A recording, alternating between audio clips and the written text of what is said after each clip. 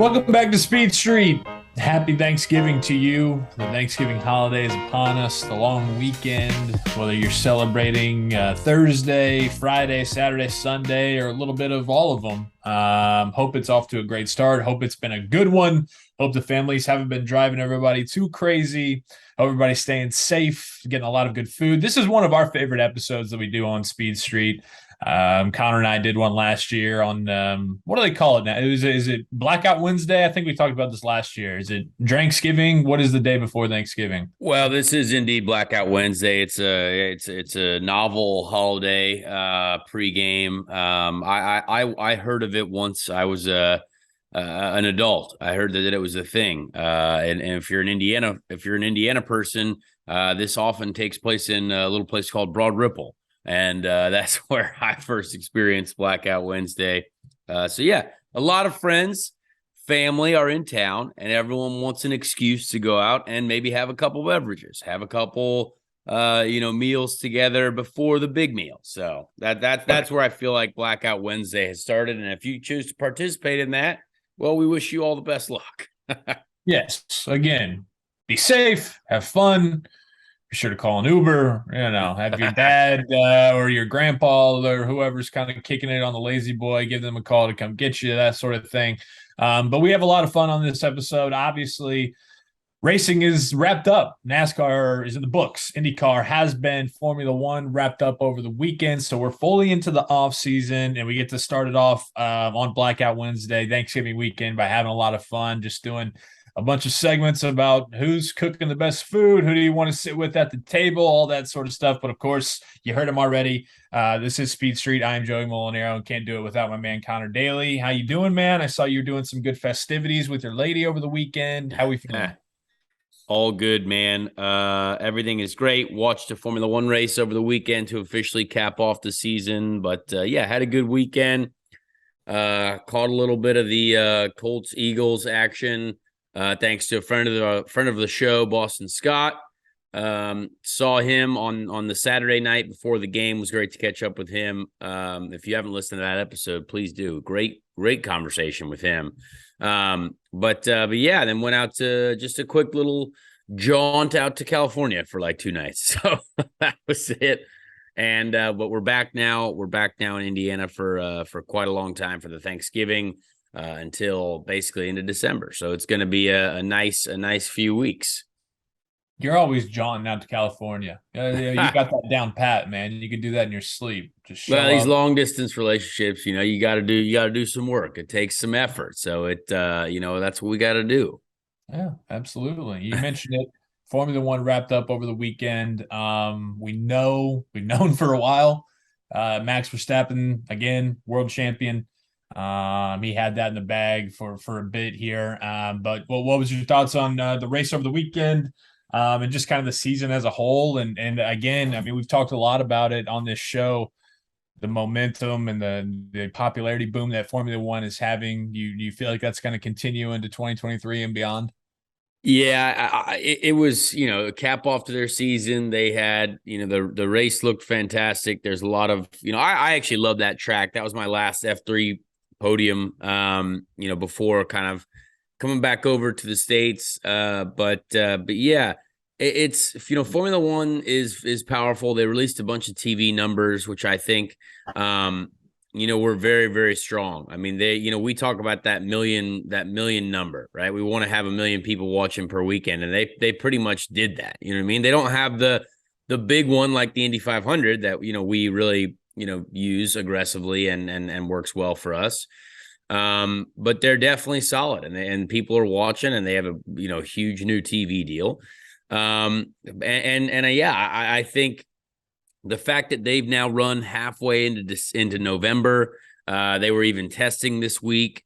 That creates a lot of hype, and I'm sure the Drive to Survive season is going to be launched, right before the season next year to get people all jazzed up, to get people going, so that they're really only going to have probably a 1 or 2 months, maybe not even, I bet a month and a half that's somewhat quiet, before they get back into it. So, good for them for doing that. But I think it was a I hate to see the season end, when Max won so early. I did enjoy the race, but like, again, Max won by a mile. It didn't even look like he tried. So that was one of those classic F1 races that we used to see with Michael Schumacher back in the day, where he just won by forever. And like, I guess I enjoyed watching a battle for second, but I was also like, I don't really know if I'm like fully enjoying this. And then nothing happened at the end. Like Sergio caught Charles Leclerc and then he ran out of laps and the race was over. So it was kind of, we settled back into one of those F1 races that was sort of just like, all right, well, that was just an F1 race. You know what I mean? So did some laps, and the guy we all knew was going to win won, and there we go. Yeah, and that was it. So, there was some I enjoyed seeing Vettel. Sadly, it seemed like they kind of screwed him on the strategy. And he had an opportunity to maybe score more points and take sixth in the Constructors' Championship from Alpha.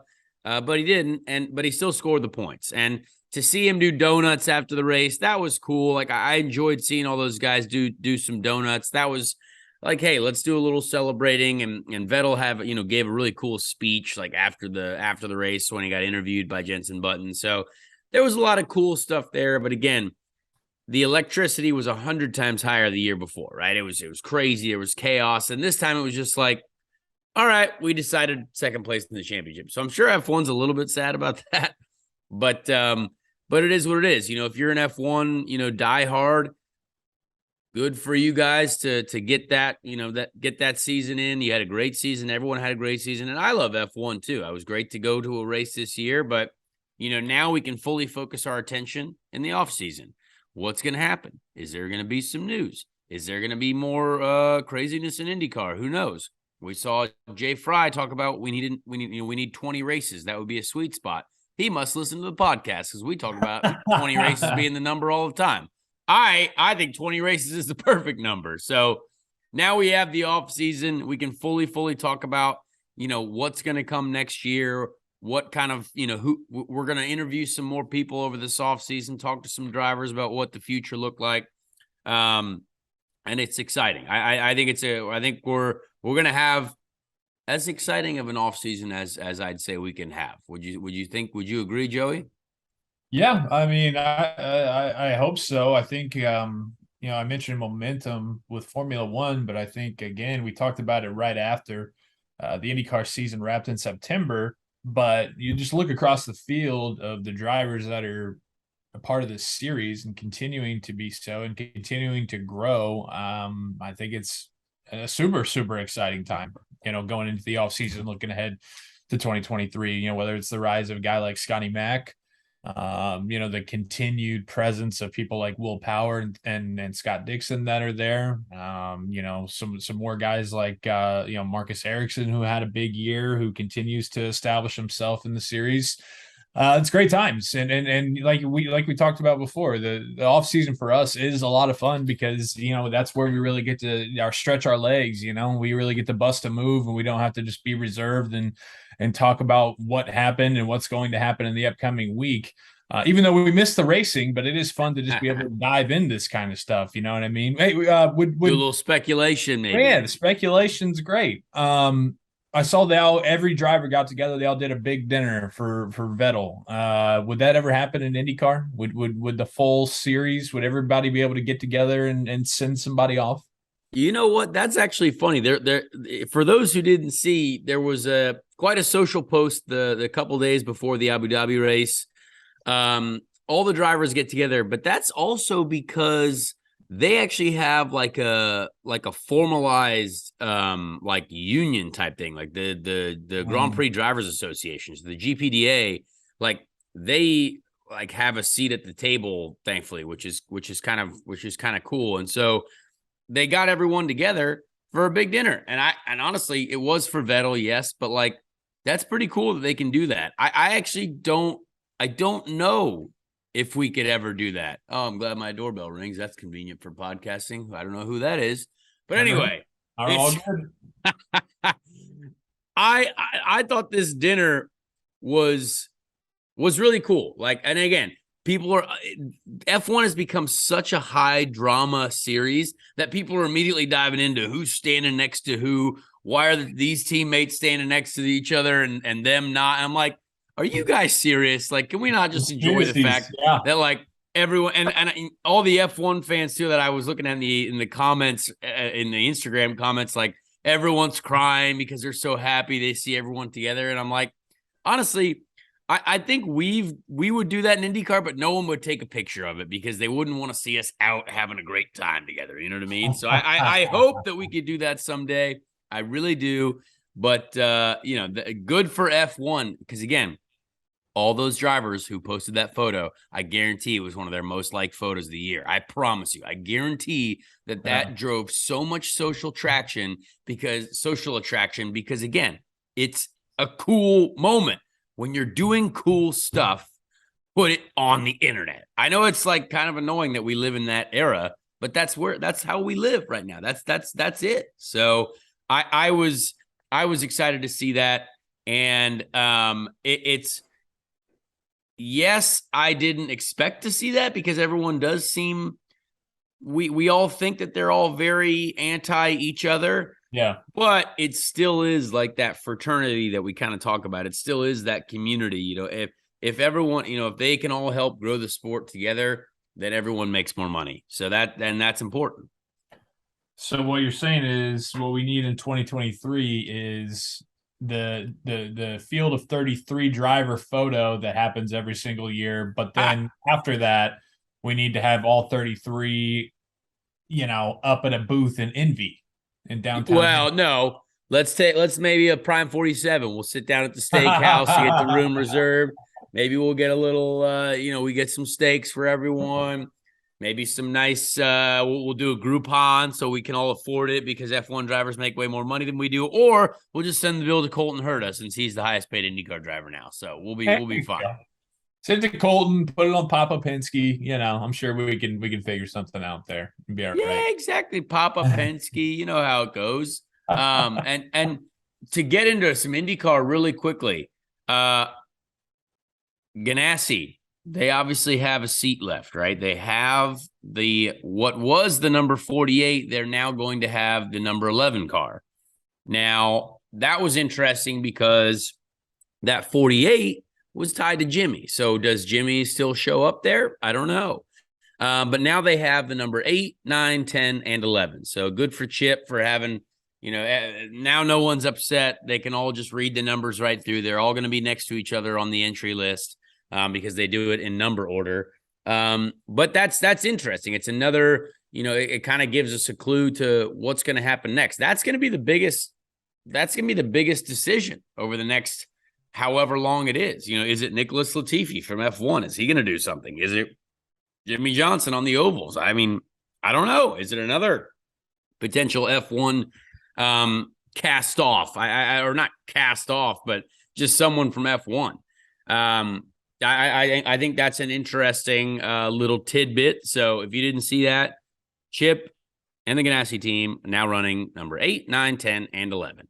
So that's about as exciting IndyCar news as I think I've seen.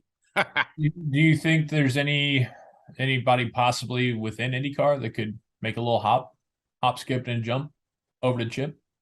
I really don't think so. Yeah, I don't. I think everyone is pretty much settled for certainly of Chip quality. But this was actually a very funny thing that I did notice as well a couple days ago, and this is totally random. People of the show who follow IndyCar might not have seen this, and this might not mean anything, but a driver named James Jakes, who I don't know if you remember that, Joey, but James Jakes was an IndyCar driver, let's say 2013, 14, 15, 16-ish, or around then, maybe only to 15. If I look behind me on my wall of Indy 500 starts, he's up there somewhere. But James Jakes drove for Dale Coyne Racing in the Acorn Stairlifts machine. I think he drove for Rahal as well. He drove for Rahal Letterman Lanigan as well. James doesn't post on social media a lot, and I like James a lot. James helped me do some social media stuff around the 2020 season before that went into COVID times. James Jakes posted a little screenshot on his story about his IndyCar drug test passed, and I was like, "Oh, James, is it?" I responded with, "Is it comeback season?" And he was like, "Yes, mate." And I don't know if that's true or not. We might have been joking because I was like, "Oh, perfect, I'll see you at the track." But James Jakes, for some reason, put on his Instagram story that he passes IndyCar drug tests, and who knows, maybe it's comeback season for James Jakes. I don't know that, but let's speculate. The Acorn stair lifts machine might be coming back. Should be a nice little surprise. I mean, That you would be show up at huge. the Yeah. next spring, yeah, and hey, he's there, he's not there. Either way, you get a little surprise. So okay, we'll keep tabs Jakesy on that. Nation. Jakesy Nation could be Um, back. He had a lot of great supporters.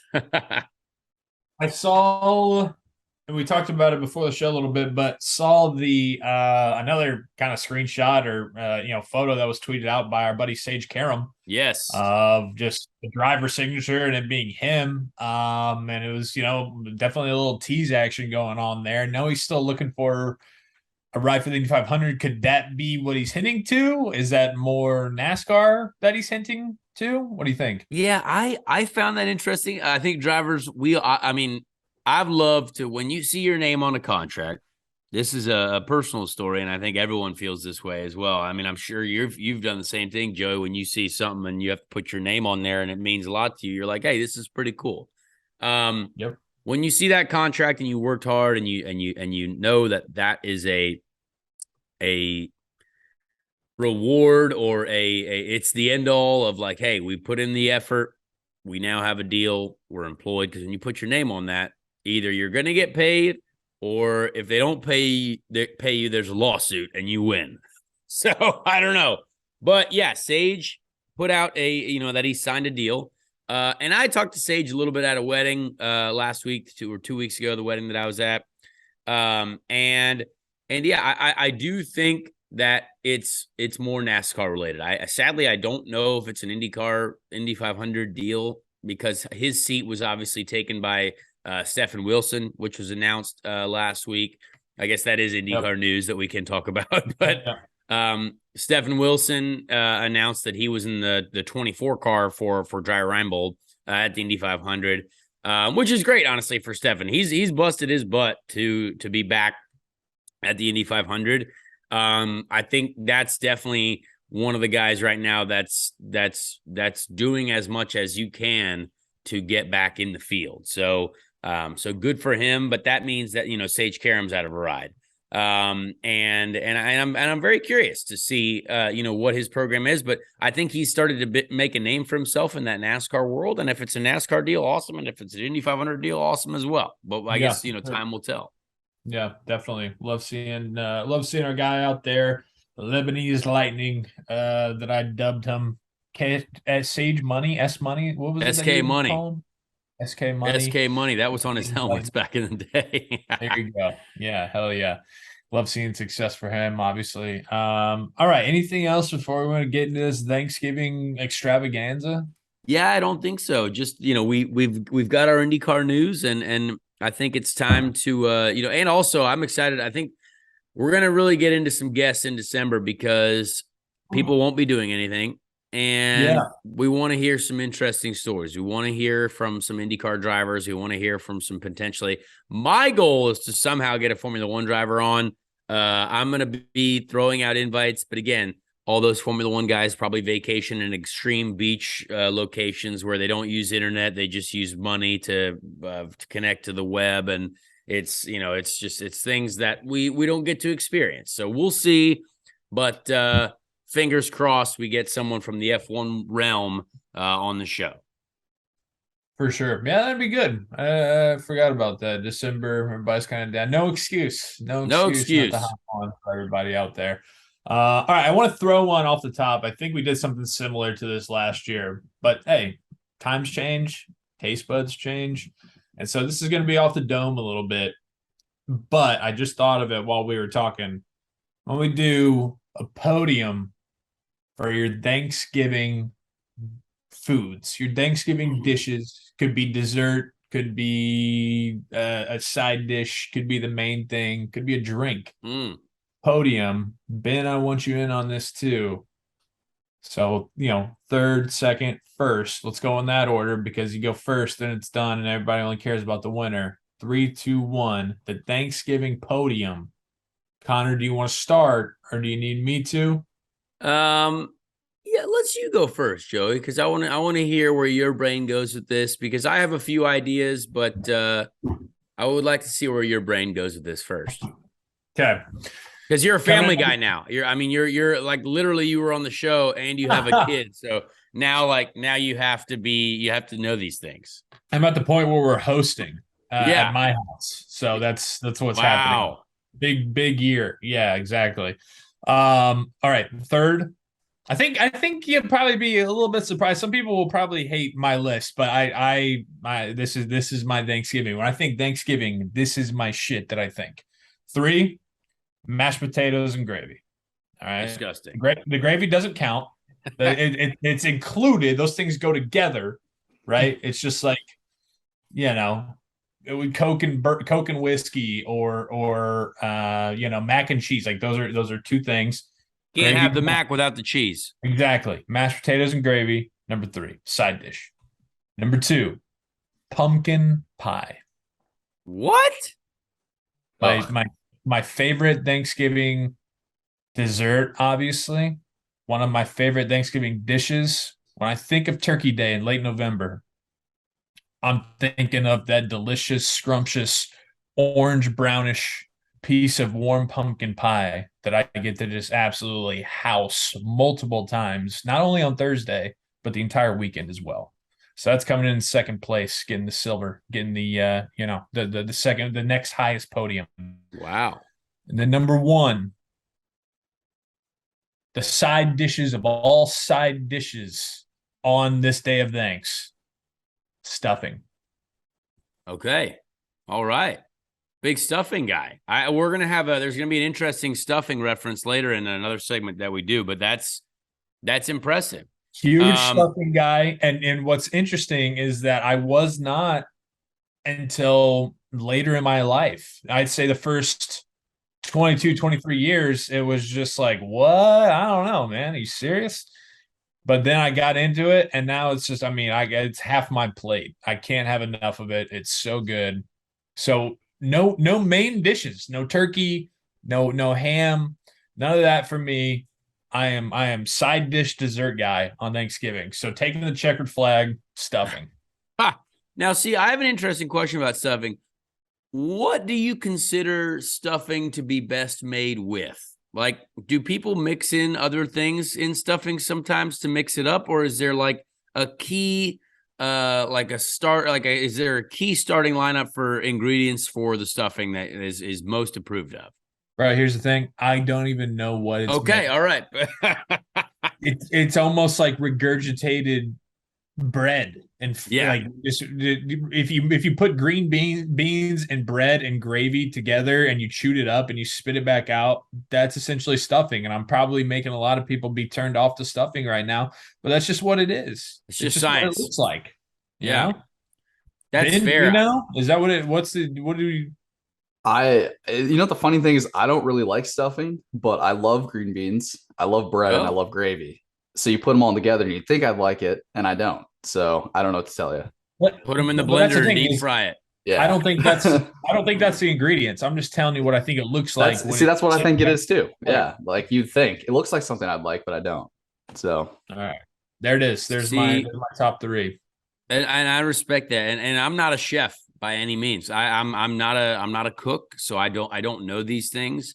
I know my mother is very good at cooking, and she is very excited to prepare potentially all these things. But I'm going to go, I'm going to start off with third place. And for me, I don't eat turkey. So turkey's not on my list. I don't eat it. And I'm not a turkey guy, but there's something about, sweet potato casserole. Like, let's just get a sweet potato casserole, maybe a little melted brown sugar on there, maybe some marshmallowy stuff, whatever you consider. Now, again, maybe not great for the diabetes, but if you get a little brown sugar with a little marshmallow, a little sweet potato all mixed up together there, There's something about that really, is quite nice. And I actually hope that my mother listens to this podcast in time to make that for Thanksgiving. But that's kind of where I'm going first. Bro, I've never had that. Sweet potato casserole, really? Oh, are you serious? I'm serious. I haven't. You know what? If I come across it this year, I will try it because I didn't I'll realize save that you you some. were such a big fan. I will try Yeah, it. I mean, it's just, and now I wasn't a big sweet potato guy. I wasn't. Maybe it was turning 30. I don't know. Maybe it was being an adult now. Maybe it's because I'm a relationship guy now. I got to diversify my palate. I don't know. Yep. Taste buds change. Yeah. But honestly, second, now this might be a basic decision, a basic, I don't know, but I love cornbread. I really like cornbread. And if that's at the Thanksgiving dinner table, I love cornbread, or even like a cornbread casserole that my mom makes sometimes. Look, mix a little cornbread in. It's a little bit of a different Casserole guy. yeah, but I'm a casserole guy. Yeah, it's, I'm an adult now. But the cornbread casserole, I don't know if anyone's even had that or if that's even a Thanksgiving thing, but it seems like it because it looks fall-y and it's I don't know. But I'm a big cornbread casserole guy. And if you haven't tried it, please do. And number one on the list, I think there was, actually both of P2 and P3 could have easily taken the win, but it was very much a photo finish. But again, maybe basic, but our family, and this might be unique to my family, we like to make homemade ice cream. And if we do our homemade ice cream, we like to have that for dessert at Thanksgiving and Christmas. And guess what? It's Thanksgiving time. So all these things that I mentioned are not very healthy. And again, I'm not a stuffing guy. Stuffing could be on the list there somewhere. I do like stuffing, but if I'm going to have homemade ice cream on Thanksgiving after my sweet potato casserole, my corn casserole, and maybe even some stuffing and whatever else we're having, I'm a sweets guy because I don't get to do it very often. Diabetes has me living anti-sweets, but on the holidays, I'm going to have me some sweets. So I'm going to go homemade ice cream right at the top. Give me some homemade vanilla ice cream, and I'm a happy camper. Very sweet heavy. Interesting. Yes. So do you have like what would be, you said you're not a turkey guy. What is your main dish?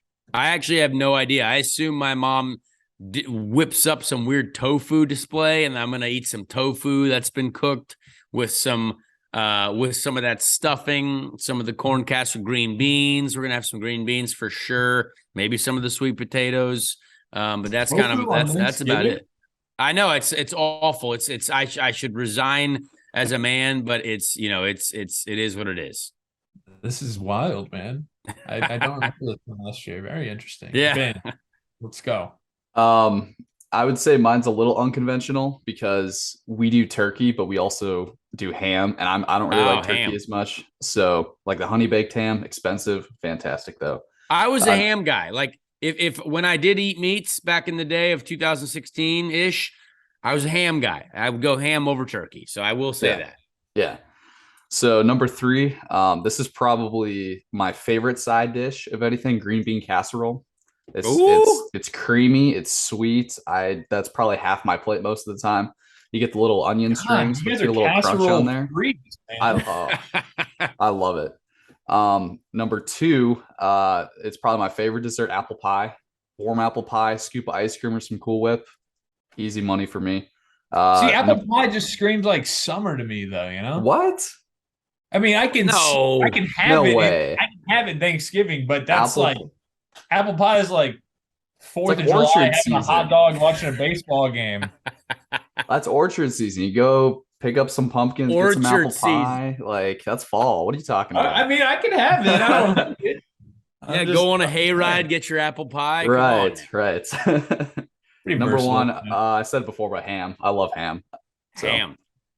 Keep it simple. Right. But so we finally, of the 3 of us, we finally got a meat on our Thanksgiving.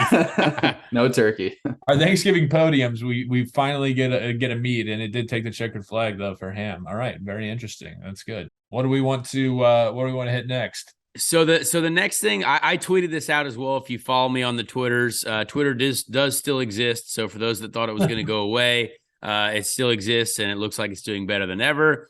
Silly of us to even think so. Silly of me to even think so. But sometimes you got to make sure everyone knows about all your social platforms. I came up with an interesting idea of come up with, let's say, your top 3 drivers to cook a certain dish for Thanksgiving.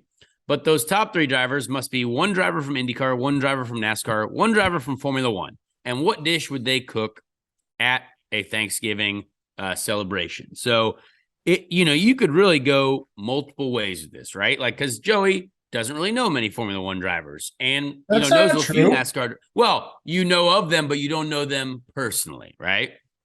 So I would say this is interesting because a lot of this, and to be fair, I don't really know how many F1 drivers cook either, but just judging purely by what you see in the media, purely by who they are, I will go first because I started this segment, and I would like to start out with IndyCar because we love IndyCar. We're IndyCar people, and we're excited for the next season.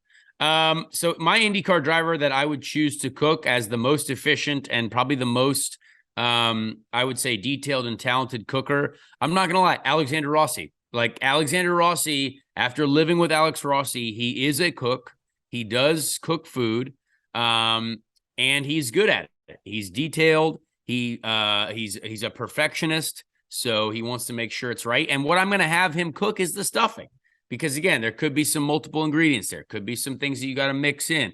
Could be some things you got to, put in the oven for perfection. So I think Alex Rossi is going to be the stuffing chef for all those reasons. Would you does that sound fair, Joey? Is this fair-ish? Very, very, very fair. That he was one of the ones I thought of just because of all the things you said. I mean, this is a guy who has never been to Old Navy before. Yeah.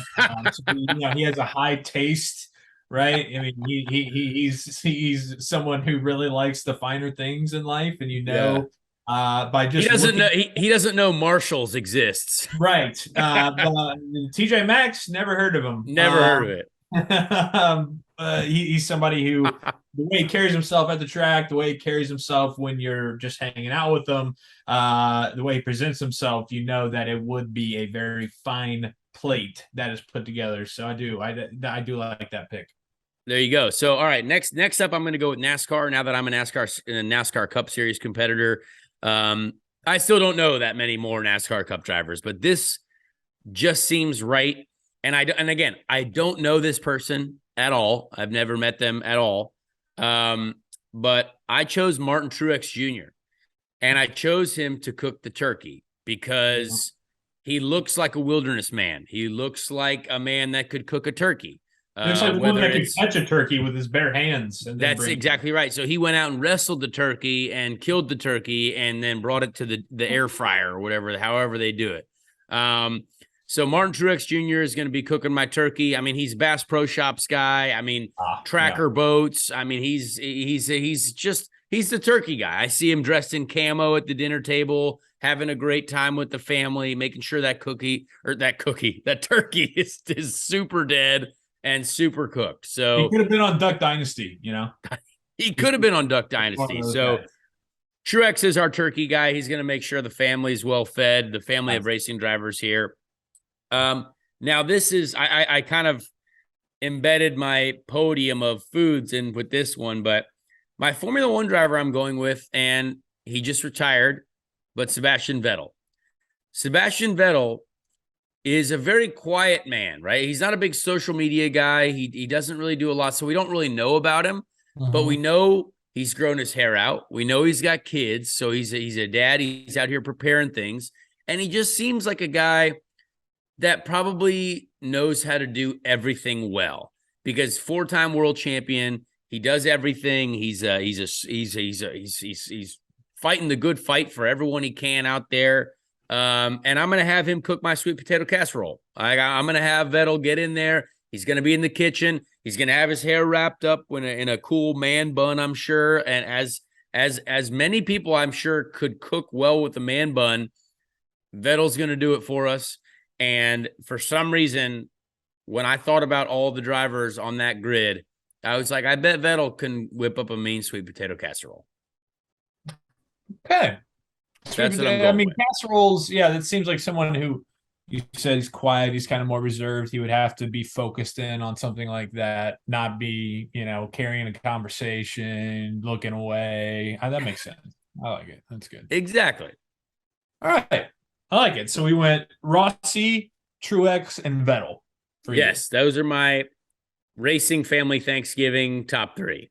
Okay, I'm gonna start IndyCar as well, and I'm going to go with a man who has also become a fairly recent father, a man who has a lot of money, someone who is very good at dad jokes, who would really be running the table, a very head of the table kind of guy. I imagine him with a cheesy chef hat on and a apron around himself while he's using one of the finest smokers or green eggs that you have for a turkey to serve the main dish, and that would be Joseph Newgarden.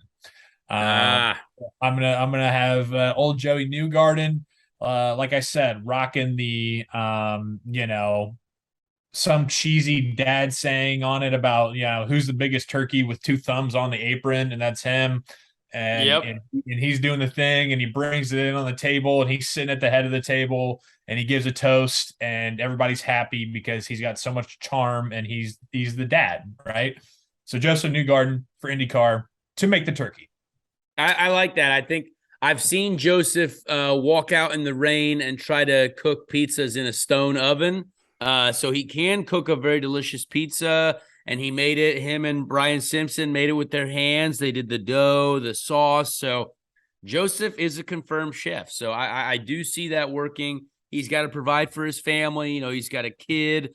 The kid's got to eat if he wants to grow up and be as shredded as his father is. So there you go. And, he's Joseph's just the kind of guy that's just good at everything he does. And exactly. So that would be, making a killer main course. He could kind of go both ways when he's making it with the apron. He could go shirtless and look super good with just the apron on, or you could see him being shirtless with it on, or you could see him going full dad with the sweater over the polo shirt, and either way would work. Yeah. Also, quick thing for 2023, I say we try to find something that Joseph Newgarden is not good at. I don't know how we do that, but there should be a goal for us as an IndyCar community fan base. Let's find something Joseph Newgarden isn't good at. I don't know what that would be, but let's just find it. It's a good challenge. Good. Yeah. I like that. I'm going to go Formula One next. And I'm going to go with a guy that you're pals with. His future in Formula One is a little bit up in the air, I believe, right now. But a guy that is confirmed to be an America lover. So with Thanksgiving being an American holiday, I see him coming over and being very much into it, wanting to go all out. And that would be Daniel Ricciardo. And I think Danny Ricciardo would bring a smorgasbord of stuff because he would want to impress everybody. He would want to let it be known, hey, I know this is your guys' thing. I love America. I want to be a part of this. So not only is he just bringing one side dish, but he's bringing like the most traditional side dishes that he whips up. And I'm thinking green beans, mashed potatoes, and stuffing. And he's bringing all of them. Yeah. And you're going to be like, oh, Danny, are you seriously? I mean, we're good, man. Like we just asked you to bring green beans if you could. And he's like, oh, no, this is great. Like it's Thanksgiving. I'm all in. And he kills it with the side dishes. So he got the sampler platter at Costco. Like he went there, boom, Thanksgiving sampler. Here's the trifecta. Exactly. Right. So Daniel Ricciardo, Formula One representative, he's all in on America, an American holiday, the American holiday, Thanksgiving. Boom. And then lastly, with NASCAR, I'm going a man who is confirmed to like to have a good time, a man who would certainly bring the party to Thanksgiving. An important underrated aspect, especially as you get older in Thanksgiving, is not only the food or the football that you're watching on TV, but it's the bar cart.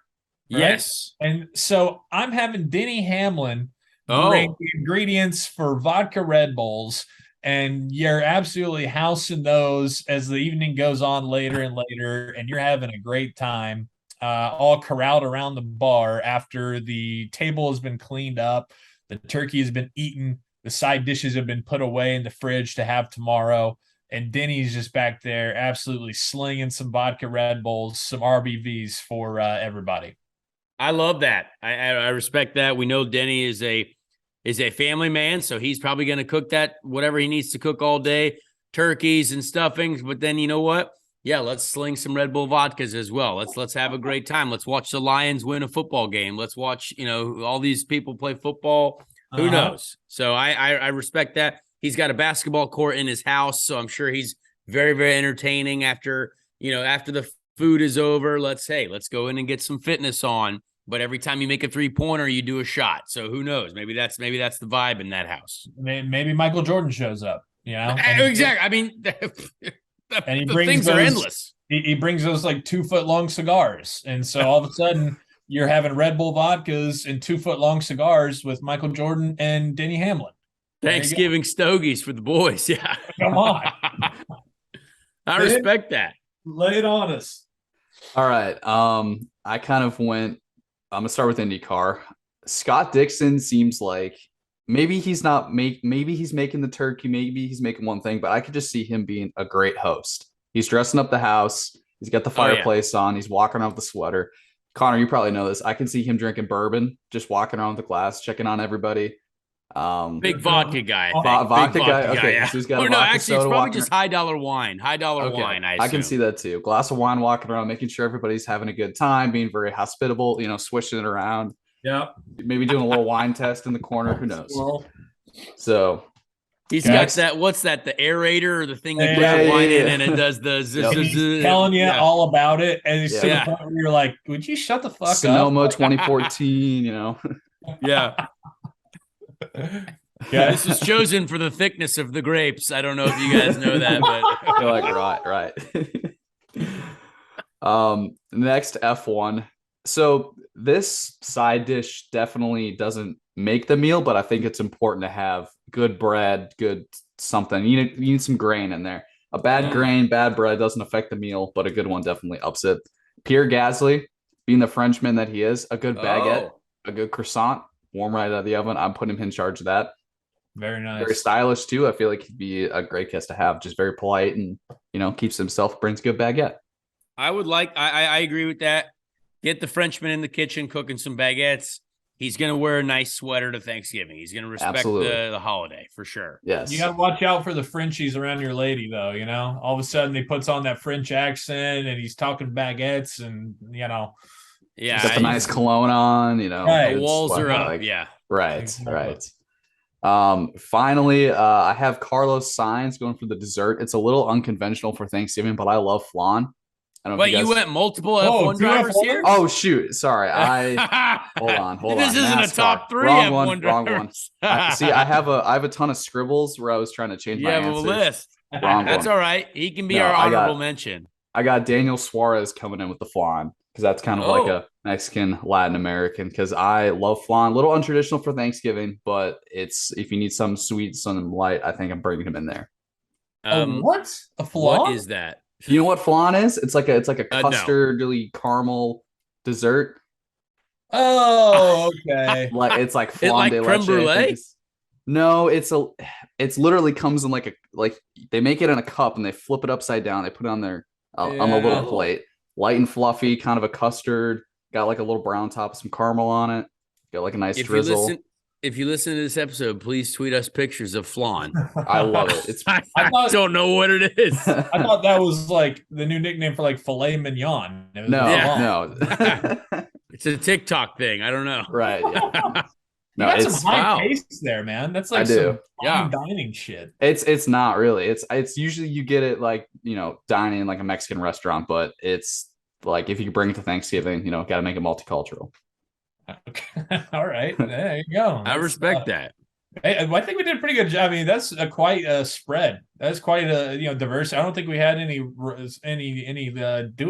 Any of the same ones. Not at all. We had another idea as well to continue our Thanksgiving special here. Obviously, and Ben came up with this, which I think is a great idea. There's a big parade on Thanksgiving, right? You got the Macy's. Is it still Macy's? The Macy's Day Parade, whatever it's called. Very, very exciting. And let's say IndyCar had a float, right? Let's say IndyCar had a big float. We're doing some marketing. What would you want to put on that IndyCar float? Tweet us your ideas. Send us messages on what you think you would be the best idea. So my thought on an IndyCar float, right? I mean, just build a big IndyCar on a float anyway, right? Put some wings on it, make it cool colors.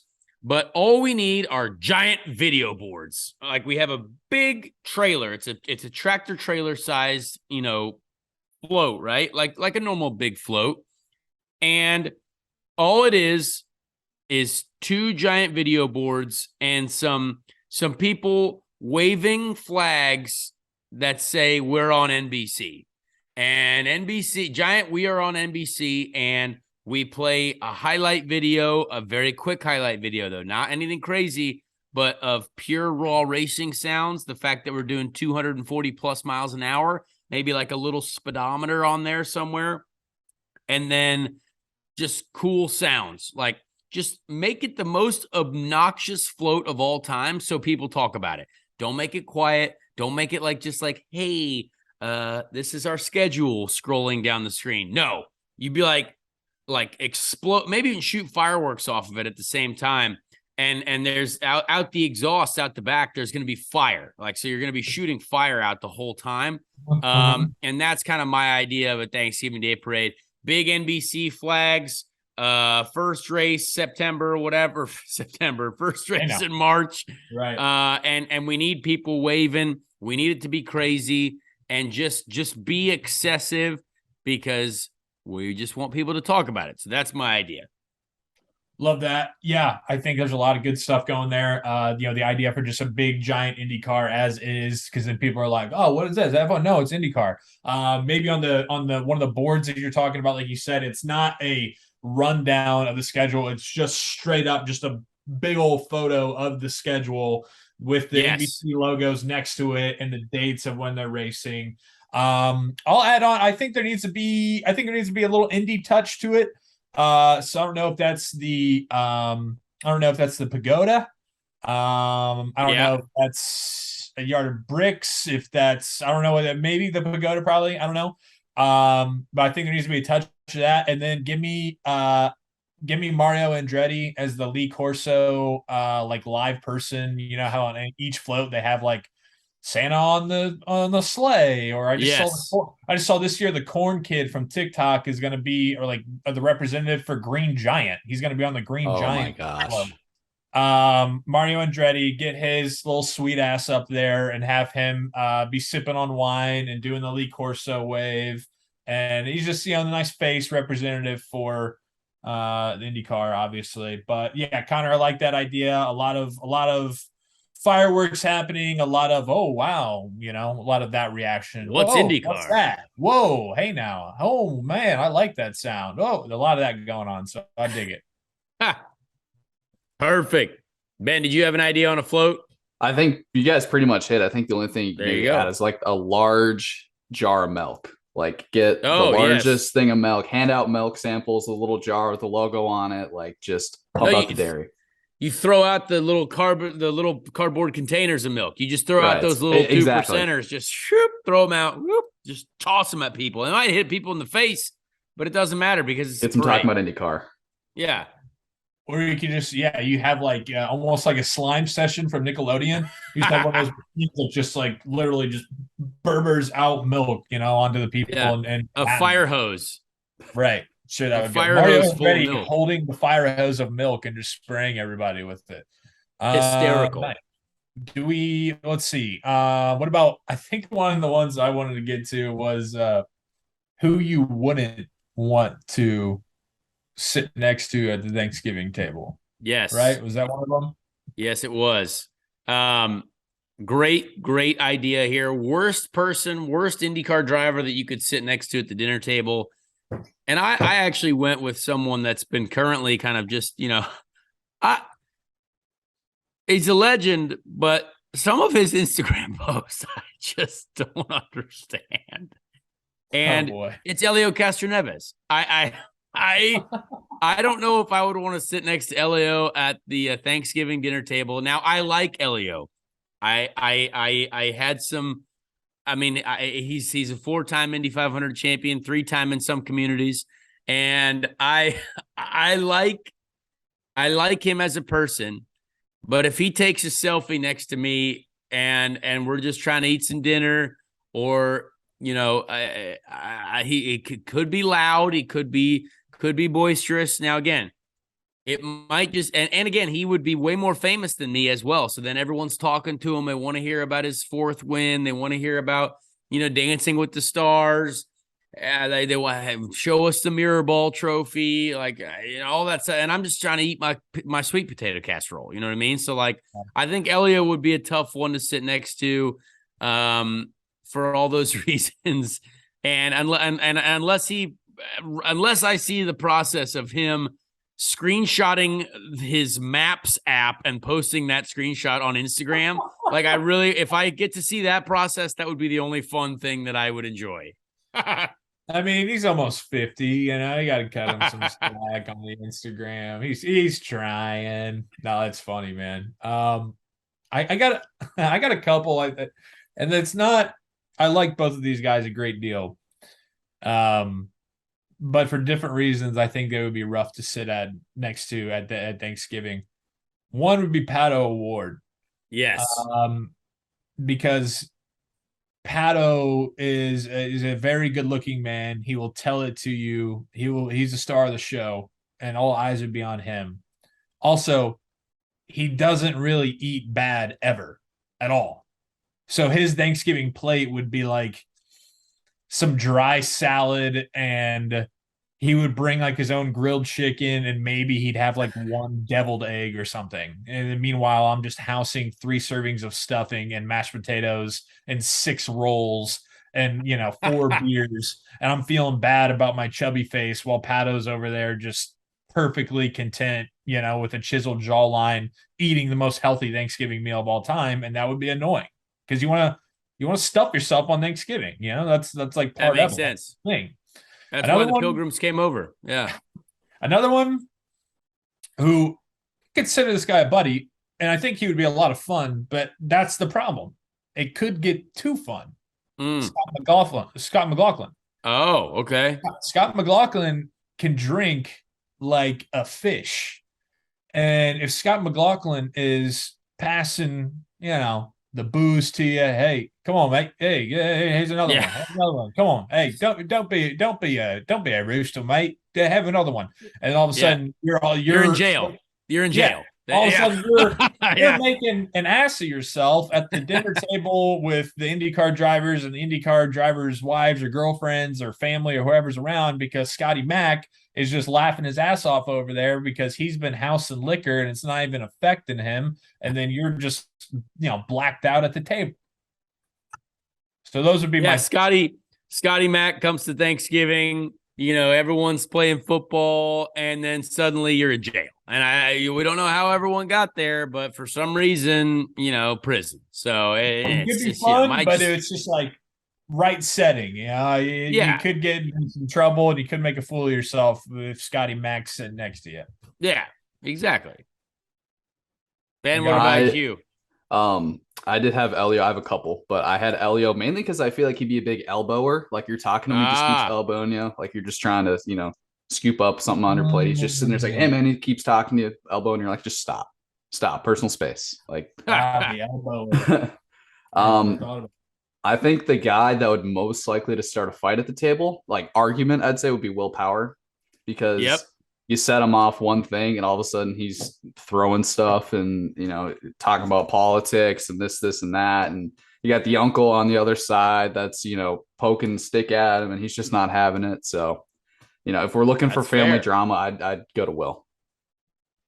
I think we can all agree, if we're talking anybody who's ever driven an IndyCar, the worst one would be to sit next to is Paul Tracy. Oh, God. Yeah. He'd be entertaining, But Yeah. PT, all right. I need to. They'd be one of those. I'm gonna get another plate, and then you don't ever come I'm gonna back. get another beer. Yeah. We love you, PT, but you are something Yep. else, man. All right. Do we have anything else? You want to do the Ricky Treadway driver of the week and get out of here? Yeah, I think we can. I think there was a lot that we covered in our Thanksgiving episode. We appreciate everyone, tagging along with us for this one. Be a friend, tell a friend about our show. And again, this is one of my favorite segments. And I think I finally found a year that we haven't done yet, but I'm not sure. The Ricky Treadway Random Indy 500 Driver of the Week, where we learn about Indy 500 drivers that you might not know about. I went to 1975. 1975 was won by Bobby Unser. A lot of very recognizable names in this field. A lot of people that you'd be like, oh wow, they did a lot of 500s. But one that I am not as familiar with was the person who finished 17th. And this driver was Sammy Sessions. So Sammy Sessions, Alan Dale Sammy Sessions, American race car driver, born in Michigan, Nashville, Michigan. And poor guy died in a snowmobile racing accident in Minnesota, which is wild. So he was racing everything. But many Indy 500s. Looks like 1966 to 1975, 75 being his last one. Failed to qualify 3 times, but all the rest of them he made. So that's great. Looks like best finish in the Indy 500 was 4th in 1972. So that's a great finish. But yeah, it's interesting. Based on information in Donald Davison's Indianapolis 500 mile race annual 1974, which I don't even know what that means. But Donald Davison is a great historian. Sammy Sessions was not given a chance to qualify for the 1974 Indy 500 because of the fuel crisis. Qualifications were cut to 2 days in 1974. That is wild. What an interesting situation. There's a fuel crisis in 1974. Who would have thought? And we think we have it rough with the gas prices. Holy hell. He couldn't even qualify for the race. So yeah, Sammy Dang, Sessions, 1975. RIP Sammy Sessions, but we learned something new today. Absolutely. That's what we always do here at the end of Speed Street. All right. Appreciate that, CD. That's our annual Thanksgiving special. Hope you guys enjoyed it. Hope you are having a wonderful weekend, a wonderful day, wonderful time with friends and family and loved ones. Not to get too sappy, but, be sure this weekend to tell the people that, mean the most to you or someone you haven't talked to in a while that you're thankful for them. You're grateful for them. That's what it's all about. So wishing you all well. Thanks for being with us. We're grateful for you and thankful for you, of course. So have a happy Thanksgiving, and we will talk to you again next week on Speed Street.